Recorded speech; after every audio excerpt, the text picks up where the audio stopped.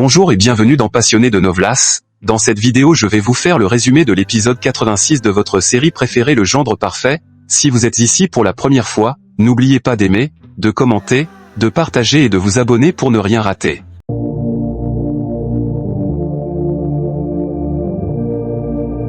L'épisode débute dans la cuisine des Kurana où Simran, mécontente, interroge le domestique sur la personne qui a préparé la nourriture.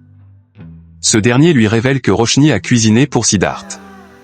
Simran, agacé, trouve cela inapproprié, estimant que Roshni n'aurait pas dû cuisiner alors que le dîner était déjà prêt. Elle critique vivement Roshni, la qualifiant d'incroyable, tandis que Kritika intervient en demandant au domestique de partir, assurant qu'elle s'occuperait du reste. Ensuite, elle tente de convaincre sa mère de pardonner à Roshni. Kritika rappelle à Simran que Roshni a prouvé son innocence et que personne n'est parfait, soulignant qu'il est temps de tourner la page. Malgré cela, Simran refuse catégoriquement de pardonner Roshni, affirmant qu'elle ne supporte plus sa présence et attend impatiemment la fin de ces 3 mois pour la voir quitter définitivement leur vie. Elle jette alors la nourriture préparée par Roshni à la poubelle. De son côté, Roshni est avec Nani, qui la questionne sur son absence prolongée après les récents événements. Roshni, silencieuse, écoute tandis que Nani suppose qu'elle cache encore ses sentiments pour Siddharth, pensant que c'est la meilleure solution. Nani lui tend une boîte contenant toutes les lettres que Siddharth lui a envoyées durant son séjour à Bangkok. Elle confie à Roshni qu'elle les avait gardées à l'abri de sa mère. Nani lui dit qu'en lisant ces lettres, elle réalisera à quel point Siddharth l'aime. Si elle ne s'en rend pas compte, elle risque de perdre l'amour de Sid, ce qui, selon Nani, la rendrait extrêmement malheureuse. Nani insiste sur l'importance d'avoir un compagnon comme Siddharth, capable de tout pour son bonheur, et la met en garde contre le fait de négliger cet amour. Roshni, bouleversée, ouvre la boîte, s'assoit sur un banc et commence à lire l'une des lettres. Siddharth lui exprime son amour intense, disant qu'il attend leur réunion avec impatience et qu'il se battrait même contre les forces divines ou la nature pour être à ses côtés. Alors qu'elle continue de lire, le vent emporte les lettres, et une pluie soudaine commence à tomber. Malgré cela, Roshni parvient à récupérer quelques lettres, mais en pleurant sous la pluie, elle découvre que l'une des lettres se termine par un message émouvant où Siddharth lui confesse un amour sans limite. De retour chez elle, Roshni repense à la façon dont Siddharth l'a défendue lors d'une confrontation précédente. Dans ce souvenir, Siddharth affirme avec force qu'il ne croira jamais aux accusations portées contre sa femme et qu'il a une confiance totale en elle. Il admet que leur relation a des hauts et des bas, comme tous les couples, mais insiste sur le fait que leurs problèmes sont strictement personnels et ne concernent pas les autres membres de la famille. Avec fermeté, il déclare qu'il est fier d'avoir épousé Roshni et que si quelqu'un tente de l'accuser ou de la blâmer injustement, il quittera la maison avec elle. Roshni entre dans la chambre et trouve Siddharth endormi. Elle s'approche de lui et, dans un moment de confession, elle lui parle avec émotion. Roshni lui demande pourquoi il continue à l'aimer alors qu'elle n'a jamais été à la hauteur de son amour, admettant qu'elle n'a jamais pris ses responsabilités au sérieux. Malgré tout, Siddharth ne l'a jamais abandonnée. En larmes, elle lui présente ses excuses et lui promet de réparer leur relation. Elle est déterminée à sauver leur couple et à réunir leur famille comme avant. Elle se donne pour mission de ne plus jamais décevoir Siddharth et de l'aimer à la hauteur de son engagement. Pendant ce temps, le matin, Rajvir confronte Simran en lui reprochant de ne pas prier avec assez de sincérité, insistant sur le fait que les choses vont mal dans leur famille et que Roshni est toujours présente, malgré leur souhait de la voir partir. Simran, silencieuse, le laisse seul. Rajvir, frustré, se dit que Roshni ne restera pas longtemps dans la maison et prépare un plan infaillible contre elle. Roshni, de son côté, n'a pas peur de Rajvir. Elle l'accuse d'être un lâche et de conspirer contre elle pour atteindre ses objectifs. Elle affirme que le destin est de son côté et que, malgré ses échecs passés, elle est déterminée à regagner la confiance de la famille et l'amour de Siddharth. Roshni défie Rajvir en promettant qu'il sera banni de la maison avant elle. Elle se battra pour rester dans cette maison en tant que belle-fille légitime et femme de Siddharth Kurana, jurant que Rajvir sera expulsé dans 2 semaines. Au réveil, Siddharth trouve une tasse de thé à côté de lui et, après avoir goûté, commente à quel point elle est délicieuse, supposant que le domestique en est responsable. Roshni l'interrompt en lui révélant que c'est elle qui a préparé le thé.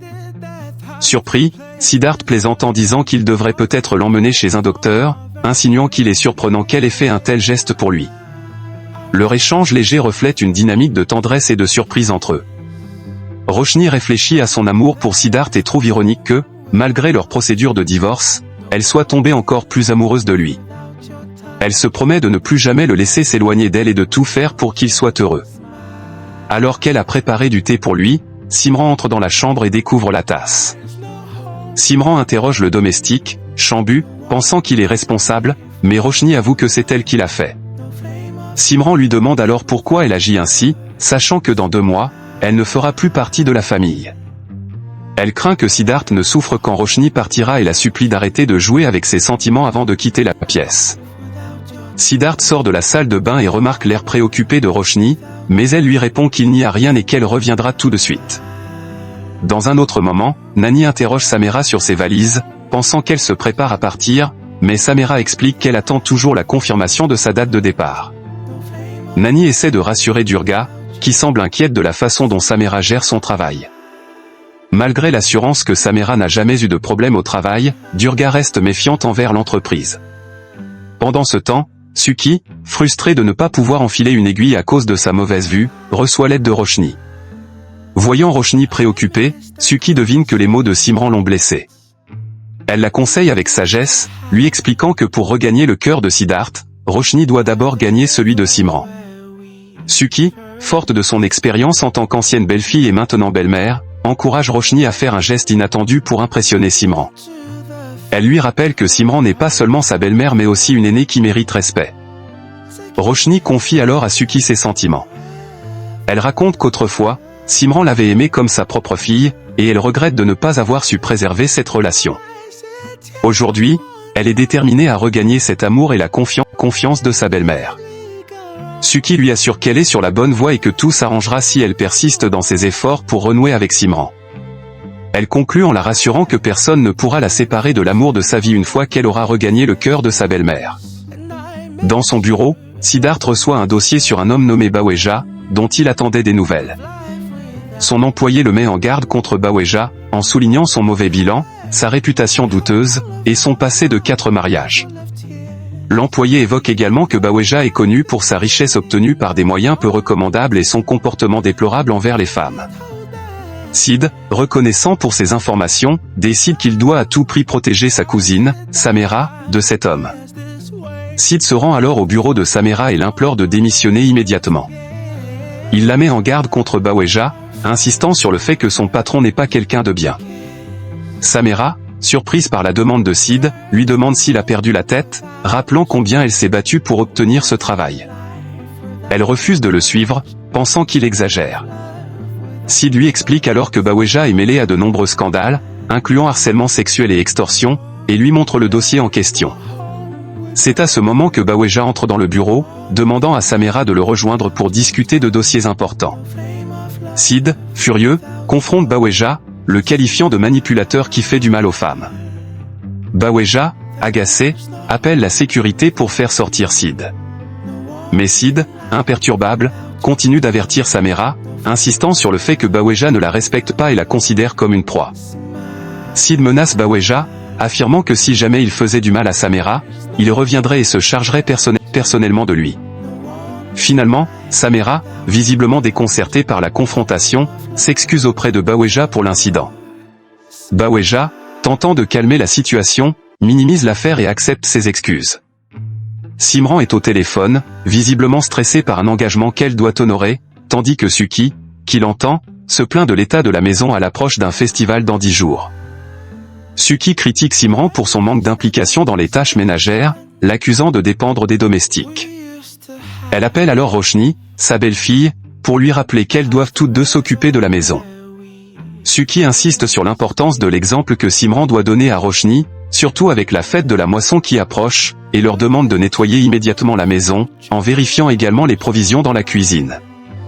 Pendant ce temps, Rajvir reçoit un appel de Baweja, qui l'informe qu'un homme, nommé Sid, est venu au bureau de Samera pour révéler des vérités compromettantes à son sujet. Baweja, ayant fait expulser Sid par la sécurité, ne réalise pas l'importance de Sid, mais Rajvir lui explique que Sid est en réalité le beau-frère de Samera et pourrait être une menace pour leur plan. Rajvir, inquiet, décide d'accélérer l'exécution de leur plan et de convaincre Samera de quitter le pays, tout en jurant de ne pas laisser Sid entraver leur projet. Simran est debout sur un tabouret en train d'essayer de faire une tâche ménagère lorsque Roshni, inquiète, lui propose son aide. Cependant, Simran refuse obstinément, rejetant l'offre de Roshni à plusieurs reprises. Alors que Simran perd l'équilibre et tombe, elle reproche à Roshni de ne pas l'avoir aidée. Blessée dans son orgueil, elle accuse sa belle-fille de ne pas se soucier d'elle. Roshni tente de lui faire comprendre qu'elle lui avait pourtant conseillé de faire attention. Malgré l'accusation de Simran, Roshni, déterminée à l'aider, revient et insiste pour lui donner un massage. Bien que Simran continue de se montrer réticente et distante, Roshni persiste avec douceur, sachant que cela soulagera ses douleurs. Pendant que Roshni la masse, Simran se remémore les paroles de son mari Raj, qui lui avait prédit que Roshni regagnerait son cœur un jour. Ce moment de tendresse semble amorcer un changement dans les sentiments de Simran, laissant entrevoir que son cœur pourrait bientôt s'ouvrir à nouveau à Roshni, comme autrefois. Chez Durga, quelqu'un frappe à la porte, et Nani lui demande de patienter avant d'ouvrir. Sid entre rapidement et appelle Sam, mais Durga l'interrompt, lui demandant ce qu'il fait là. Sid, déterminé, insiste pour savoir où se trouve Sam et refuse de partir sans réponse. Durga lui explique que Sam n'est pas là et qu'elle ne souhaite pas le voir.